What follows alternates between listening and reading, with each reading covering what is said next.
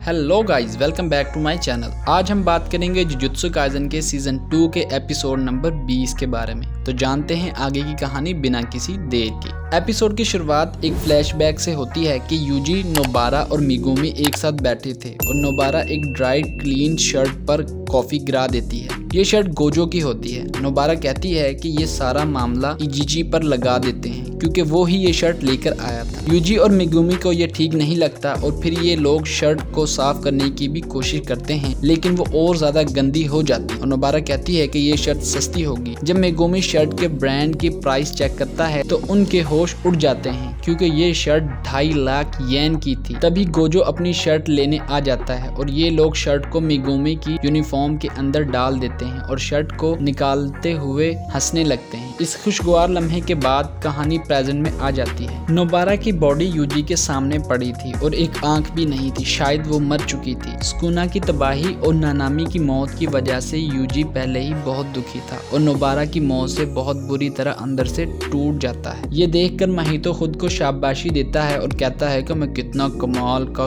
Course हूँ। और फिर महितो भागते यूजी पर ब्लैक फ्लैश से मुक्का मारता है जिससे यूजी दूर जाकर गिरता है। महितो यूजी को मारना जारी रखता है और कहता है कि तुम्हें क्या लगा, तुम सभी डीमंस को मार दोगे? ये क्या कोई परियों की कहानी है? ये जंग है, तुम मेरे ही जैसे हो। जैसे मैं लोगों को मारने से पहले नहीं सोचता, ऐसे तुम बचाने से पहले नहीं सोचते। ये जंग तय करेगी आने वाले 100 सालों तक कौन जिंदा रहेगा। फिर महितो यूजी से कहता है कि तुम्हें याद है कि तुमने कितने कर्ज को मारा होगा? नहीं ना, तो मुझे कैसे याद होगा कि मैंने कितने इंसान मारे हैं। इतना कहकर महितो अपने हाथ को नोकीला बनाकर यूजी को मारने वाला ही होता है। इतने में ताली बजने की आवाज आती है और यूजी महितो के सामने से गायब हो जाता है और ये एंट्री होती है टोडो की और उसने अपनी टेक्निक यूज करके यूजी को बचा लिया। टोडो महितो से कहता है कि आखिर में सभी हार मान लेते हैं, लेकिन हमारी बात अलग है। टोडो कुछ देर पहले अपने जूनियर नित्ता के साथ शिबुया स्टेशन आया था और उस जगह जाते हैं जहां गोजो की लड़ाई हुई थी और गोजो के डोमेन की वजह से लोग अभी भी वहां पर स्टैचू की तरह खड़े। ये देखकर टोडो समझ जाता है कि गैटो प्रिज्म रैम को लेकर यहाँ से जा चुका है। टोडो प्लान चेंज करता है, कहता है कि गोजो को बचाने के बजाय उनको दुश्मन से लड़कर कमजोर करना चाहिए। आखिर में टोडो कहता है कि जल्दी करना चाहिए, इसका भाई आसपास ही होगा। खैर टाइम पर आकर टोडो यूजी को बचा ले। महितो सोचता है कि अचानक उनकी जगह कैसे बदल गई। उसको याद आता है कि हनामी ने टोडो और उसकी टेक्निक के बारे में पहले ही बता दिया था। टोडो के चेहरे का निशान देखकर महितो समझ जाता है कि ये वही जादूगर है जिसने हनामी की पिटाई लगाई। नित्ता आकर कहता है कि उसने नोबारा का इलाज कर दिया है, शायद वो पहले ही मर चुकी है। टोडो यूजी से कहता है कि उठ जाओ भाई,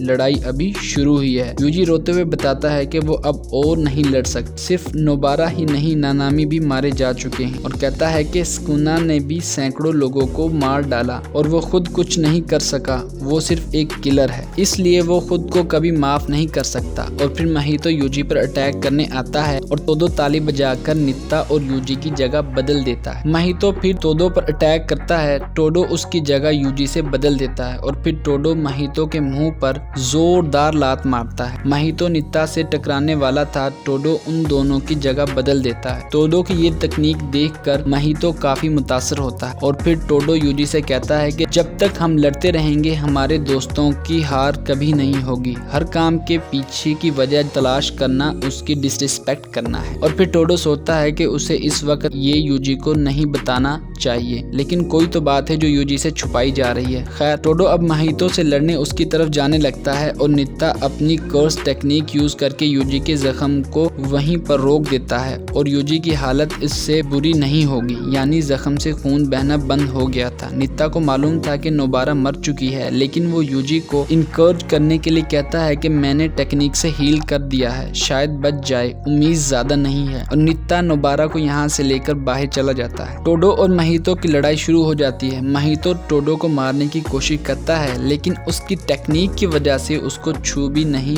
पा रहा और फिर महितो टोडो के पीछे एक ट्रांसफॉर्म्ड ह्यूमन फेंकता है जो कि एक स्पाइक बन जाता है। टोडो आराम से उसे डॉज कर देता है। महितो चाहता था कि टोडो ताली बजाकर उसके साथ जगह बदले क्योंकि महितो एक कदम आगे की सोच रहा था और वो टोडो पर भी ब्लैक फ्लैश से अटैक करना चाहता था। उसे लगता है कि वो अपनी सोल के असली रूप से सिर्फ एक कदम दूर है। टोडो ताली तो बजाता है लेकिन उसकी जगह यूजी आ गया था। यूजी नानामी से माफी मांगता है कि उसने हार मान ली थी। यूजी ब्लैक फ्लैश से अब महितो पर जोरदार मुक्का मारता है। यूजी के अटैक से महितो का हाथ टूट जाता है और वो उसे फौरन हील कर लेता है और अब दोनों लड़ने के लिए तैयार हो जाते हैं। दूसरी तरफ हम एक ट्रेन को देखते हैं जो कि शिबुया की तरफ जा रही थी। ट्रेन में मीवा बैठी थी जिसके पास मेक्कामारू का एक डिवाइस था और कहता है कि लड़ाई अब किसी भी वक्त खत्म हो सकती है तो शिबुया जाने का कोई फायदा नहीं। मीवा पूछती है कि उसने नित्ता और टोडो को ही शिबुया में लड़ने क्यों बोला। मेक्कामारू बताता है कि वहाँ पर टोडो के बचने के 99.9% चांस हैं। नित्ता भी काफी फायदेमंद रहेगा। मीवा पूछती है क्या वो यूजफुल नहीं है। दोस्तों मीवा, कामो, माई और मोमो और यूटा हाइन दूर किसी मिशन पर गए थे। असल में ये मेक्कामारू का ही प्लान था क्योंकि आज के दिन ये लोग जितना हो सके उतना शिबुया से दूर रहें। मीवा फिर से पूछती है कि उसने ये क्यों किया, क्या हम कमजोर थे। मेक्कामारू कहता है कि कमजोर तो वो खुद था जिसने गलत रास्ता चुना। और फिर मेक्कामारू कहता है कि उसको एक लड़की पसंद थी। कहता है जब तक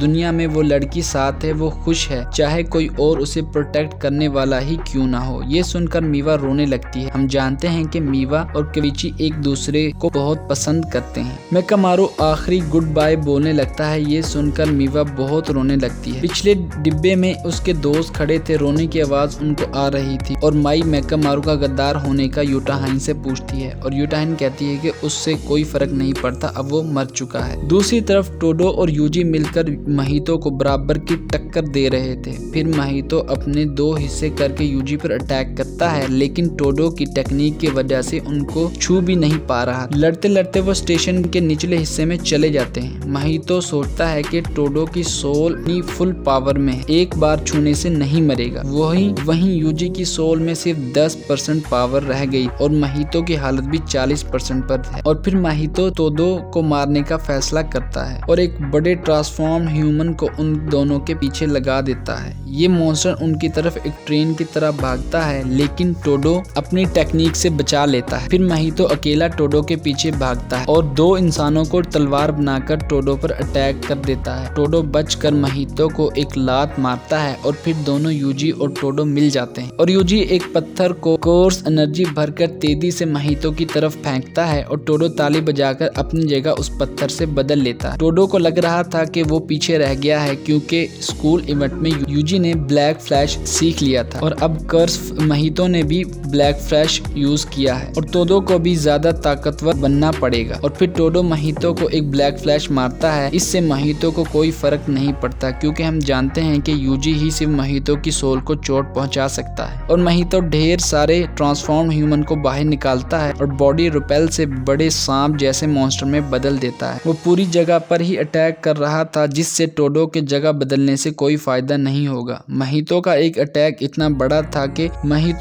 इतना बड़ा था कि उससे स्टेशन की छत टूट जाती है और ये लोग बाहर शिबुया की सड़कों पर आ जाते हैं और महितो चारों तरफ से हमला कर रहा था। इनका बचना मुश्किल था। महितो यूजी से कहता है कि उन दोनों को एक दूसरे को कर्स देना चाहिए और इसी के साथ ये एपिसोड यहीं खत्म हो जाती है। दोस्तों वीडियो अच्छा लगा हो तो जरूर लाइक और शेयर करें, कमेंट्स में अपनी राय जरूर दें।